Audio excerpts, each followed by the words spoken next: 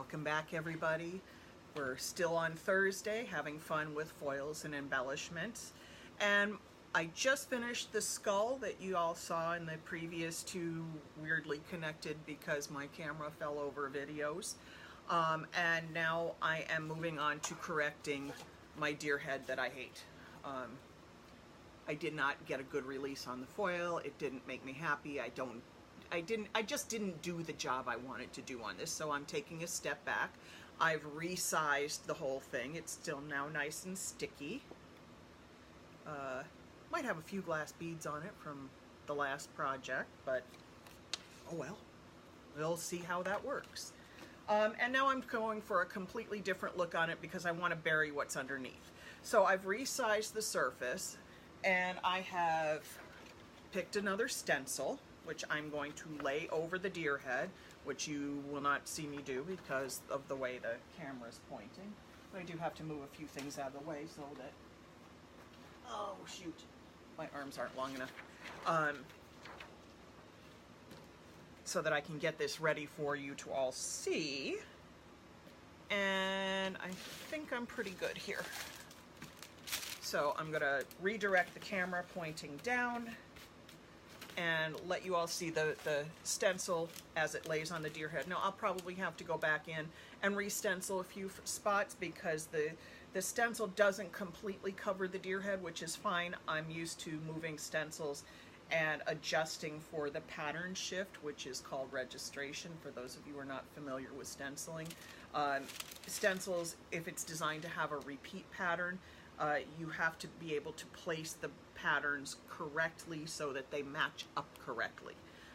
There's usually registration marks, which means little tick marks or little hints of the pattern, so you line them up on top of each other correctly to release or paint or do whatever it is you're going to do with the stencil and get it on straight.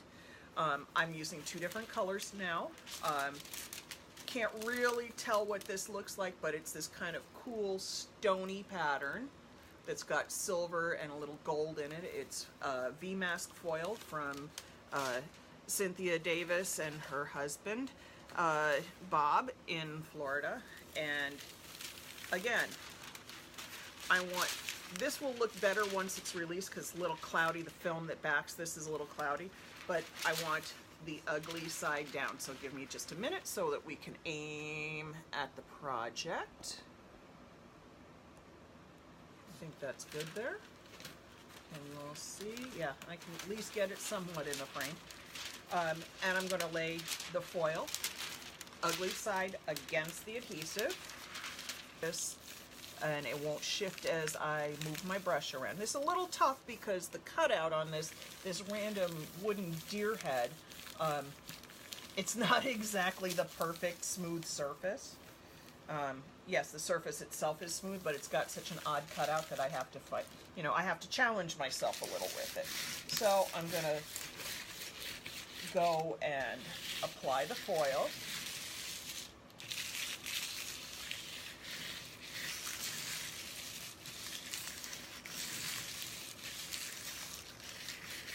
And I can see I've got a few little bubbles in here, and actually what those bubbles are, they are the glass beads that were on my surface from when I was troweling. So I'm kind of okay with that. I know how to work around them. I'm kind of laughing at myself that I got that on there. Oh well. So I'm going to go back in with my fingers and smooth out some of these little pop spots to make sure I get a nice foil release around them.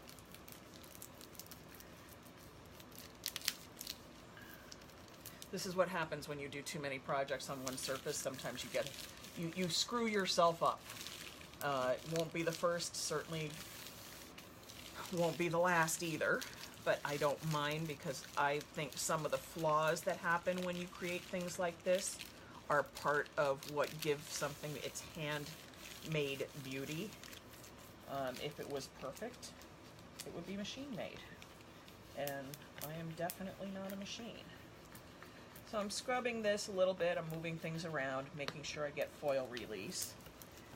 And then what I'm going to do is go back in to see how my release looks. Oh, that looks really, really good. I don't know if you can see that clearly in this camera. but the release is really nice and clear. This is a good release. I'm always happy with V-Mask and Artistic Painting Studio foils. They always release really nicely for me. Okay, so I'm going to pull back slowly just to check my release as I go. See if I have any place that needs a little detail. Oh, no. Oh, it looks great. Oh, I'm so happy. So I do still have a couple places that need more. And this pattern is a really cool one with that stony look to it.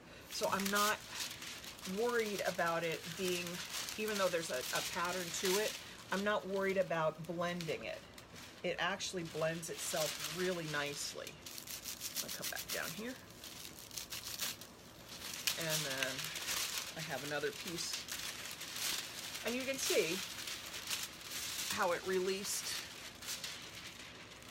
all the stuff. And this is what I mean by their film is a little cloudy as opposed to the one we used before was crystal clear. I'm going to finish my release up on the antlers.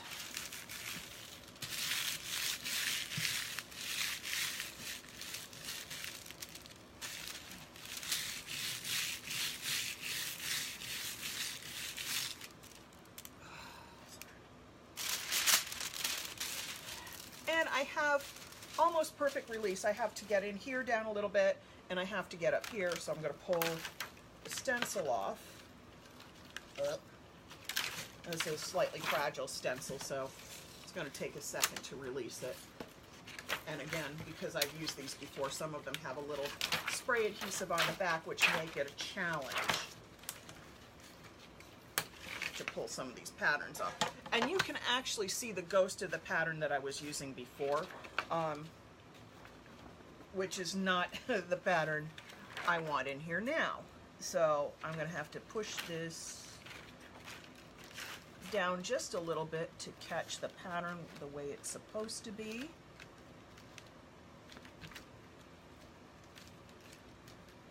So that I can finish the release down here.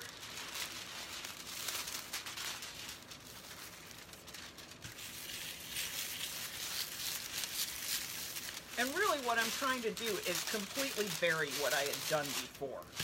I don't want to see it because I wasn't happy with it. So as you can see, and you saw me doing the circular scrub. This, for some reason, this pattern, because the way this foil releases so well, I don't tend to see scrub marks in it so much. So I don't mind going circularly because I really won't have a problem with that. So now I've gotten that part done. I just have to go up here and remove so that I can get the tip of all the antlers done.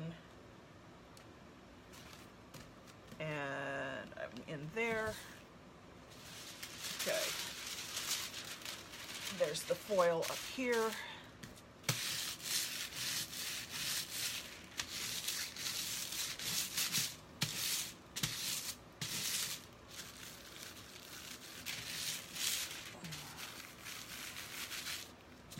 Sorry for the cleavage shot, everybody.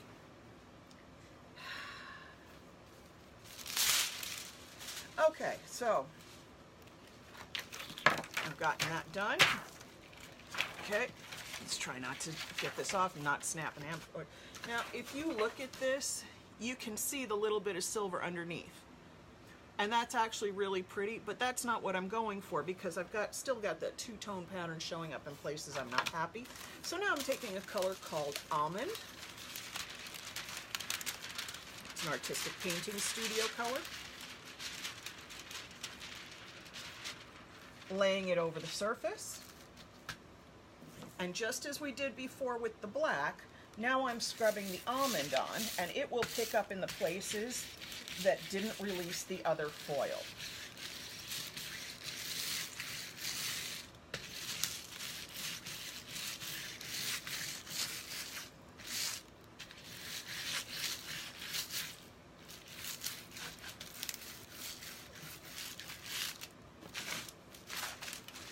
Turn it around so I can reach this end a little easier.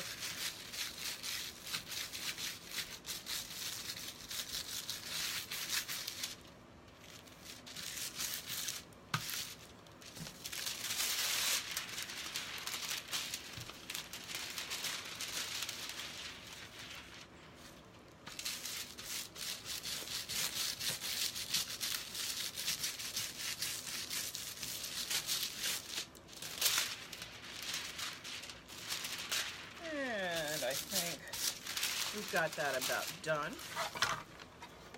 I just need a little bit right in this corner here.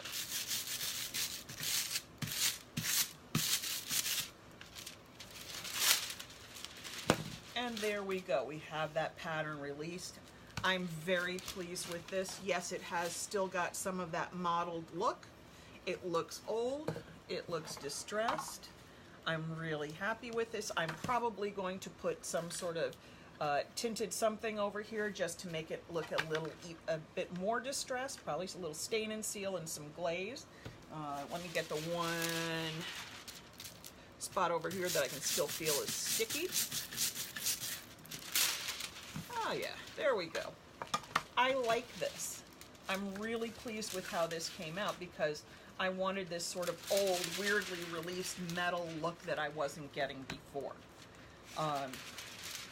Now, the next step would be to do something like to glaze it. Like I said, I can glaze it now because I've had all the foil released on it. It won't hurt anything to put a little color, so I have some pre-mixed glaze from one of our other projects sitting on my table.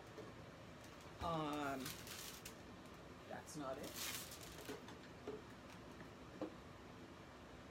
And that's not it. Hang on just a second. I'll have to go over into my handy dandy pile of glazes and find what I want.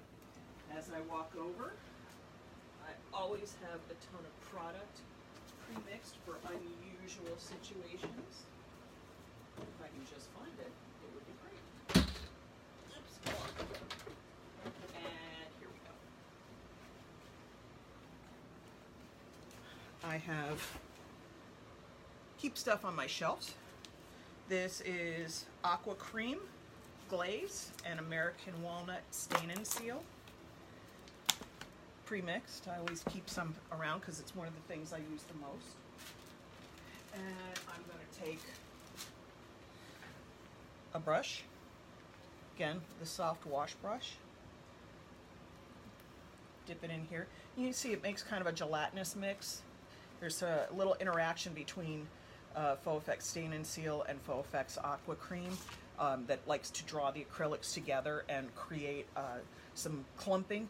But if you notice, I can spread it on.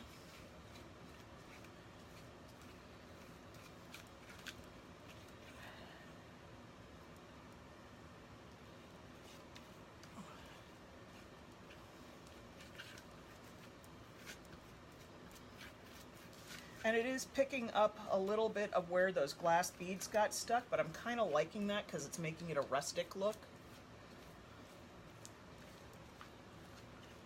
So I've toned this a little bit, made it a little more patinaed. It's a little hard to see what's happening with the light the way it is in my studio. It glares a little bit. I'm just putting on enough here so that when I grab some cheesecloth, which I always have plenty of, I can pounce it out.